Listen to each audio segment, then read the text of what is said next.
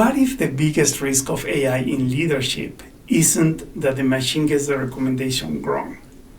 What if it is that the recommendation makes it a lot harder to see who actually made the decision?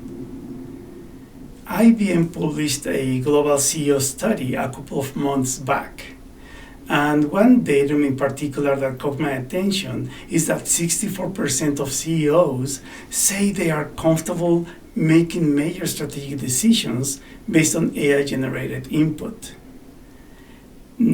That's not an unreasonable place to land nowadays. AI can chew more information than any team of analysts. It can surface patterns nobody could have caught, and it puts options on the table that leadership may otherwise have missed. But the moment that decision goes wrong, and eventually one will, a harder question shows up. Did the leader make the decision using AI?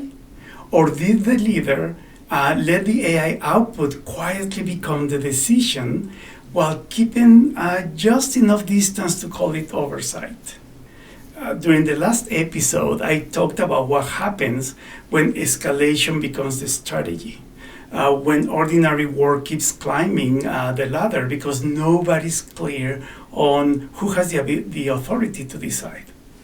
In the middle of all that conversation, I mentioned a failure mode, decision laundering. I want to talk about this in particular because AI has made it easier to do. It has made it harder to catch and also a lot more consequential. Decision laundering is what happens when a human decision hides behind something else, such as an AI recommendation, the data, a committee, a process, consensus. Basically, the language shifts, but the behavior underneath is always the same. Nobody says plainly, "Oh, I made this decision and I own it."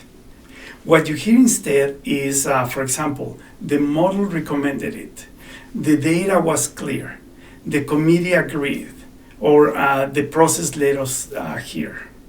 Or the classic one, based on information available at the time, this was the logical conclusion. That sentence can be completely legitimate. It can also be a polite way of saying, please don't ask who actually decided. Now, I want to be careful here because I'm not arguing against any of the ingredients. Using AI to inform a decision is not decision laundering. Running the analytics isn't neither. Building consensus isn't neither. Having a disciplined process is absolutely not. The laundering starts when those things get used to obscure who owns the outcome, not to inform the decision, but to hide behind it. That's usually the first pattern we look for when a leadership team brings us in after a decision has gone sideways. Not what the market did, but whether anyone in the room can still say plainly who decided. It is leadership governance. Picture an organization waiting whether to kill off an underperforming product line.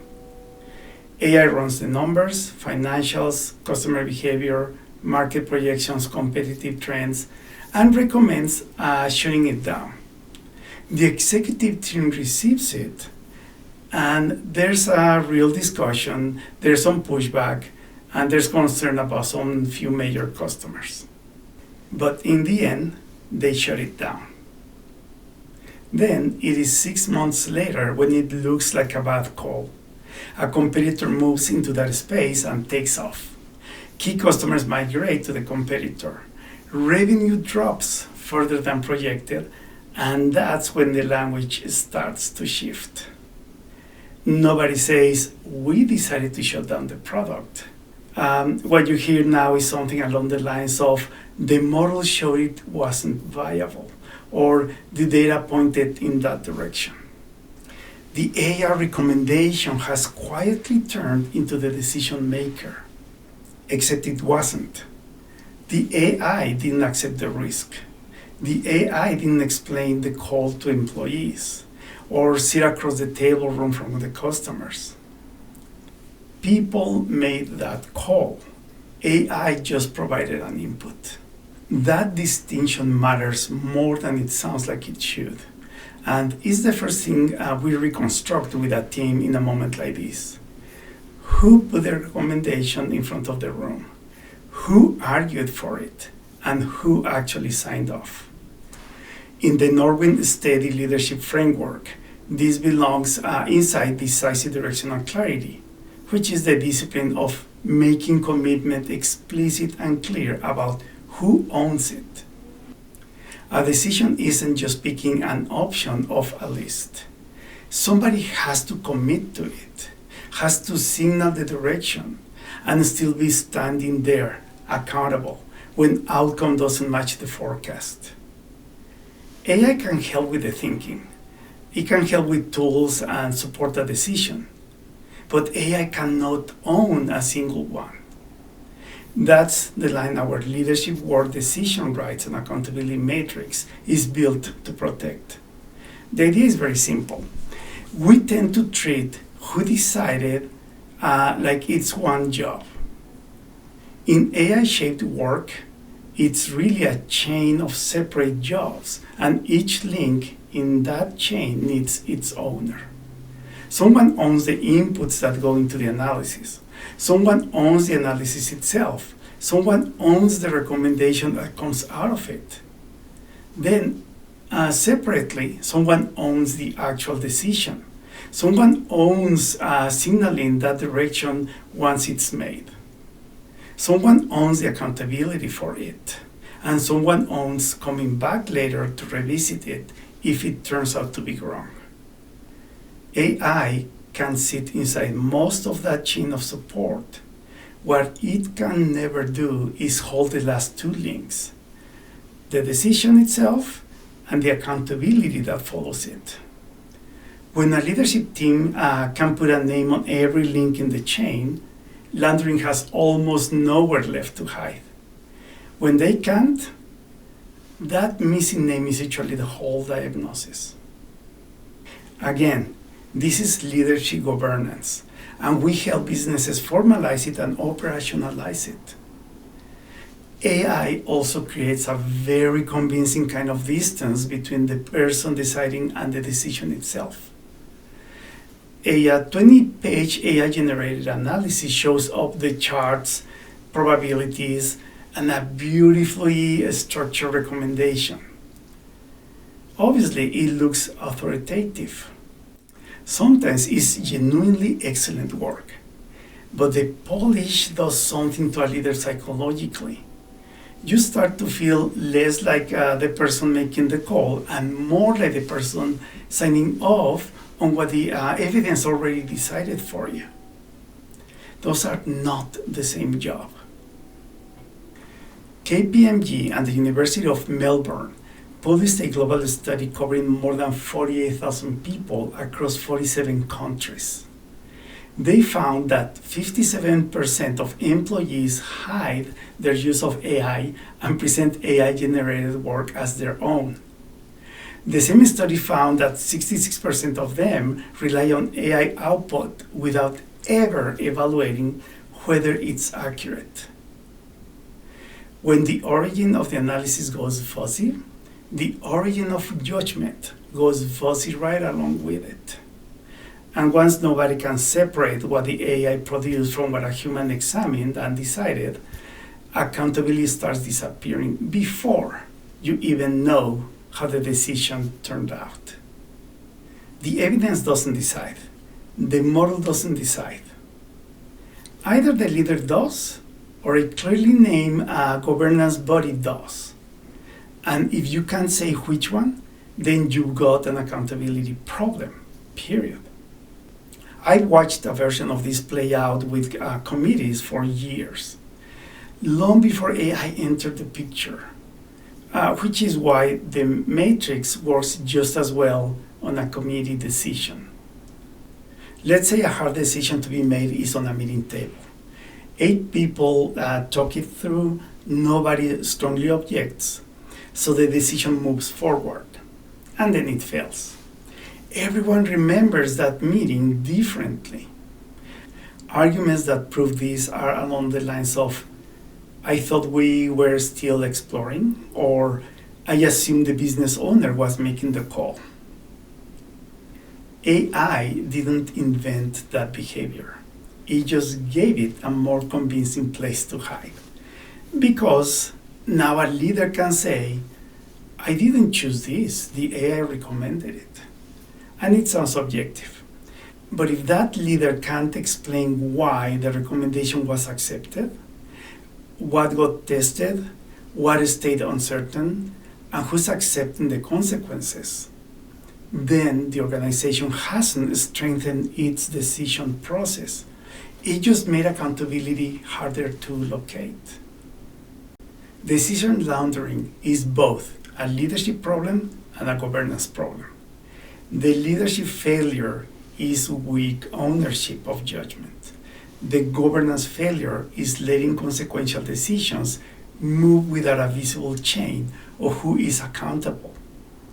And there's a real economic cost. A bad decision costs you money once. But a system that can't identify who owns its decision keeps costing you money because it can't actually learn. If the AI made the decision, what does the leader learn from the failure? If the committee made it, whose judgment needs to be sharpened? If the data made it, who goes back and checks whether the wrong assumptions got applied to the right numbers? Accountability isn't about finding someone to blame. It is what makes learning possible at all. Of course, this only gets more important as AI agents start taking actions instead of handing over recommendations. The question stops being, what did the AI recommend? And it starts being, what was the AI authorized to do? Who gave it that authority? And who owns the consequences? If that last answer is fuzzy, then the technology is moving faster than the governance underneath it. And that is critically risky. I'm going to show you a simple test, a scaled-down version of the matrix we walk clients through. Take a significant decision that involved AI, analytics, a committee, or a formal process, and put a real name against the role on every row. Go back to that product line one more. The VP of Product Analytics owns the inputs. The head of strategy owns the analysis and the recommendation. The CEO owns the decision, owns signaling it to the decision organization, and owns the accountability for it. The executive committee owns coming back later to revisit the call if it turns out to be wrong. Every row has a name attached to it. That's what you're checking for. If 2 or more of those rows collapse into the same vague answer, such as the model or the process or the committee, then you're looking at decision laundering in real time. None of this is an argument for ignoring AI's recommendations. It's the opposite. Good leaders should use every legitimate source of intelligence available to them. The problem starts when intelligence turns into camouflage, when a recommendation becomes an alibi, when consensus becomes a way for everyone to participate in the decision while nobody stays accountable for it. This is some of the work I've been helping leadership teams and boards with. And it isn't about adding people approvals. It's about making those roles visible enough on the decisions that matter, that nobody drifts into hiding behind the output without somebody noticing. Most organizations don't need a heavier process. They need a shorter list of names. Therefore, they need to create and formalize leadership governance. It may sound like red tape to some, but it is nothing like that at all. It increases effectiveness and efficiency. Because when leaders hide behind the output, accountability has already started to weaken. And once nobody can clearly answer who made the decision, there's a harder question underneath it. Was accountability lost after the decision failed?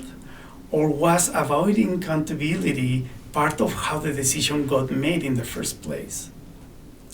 I'll see you next time. Thank you.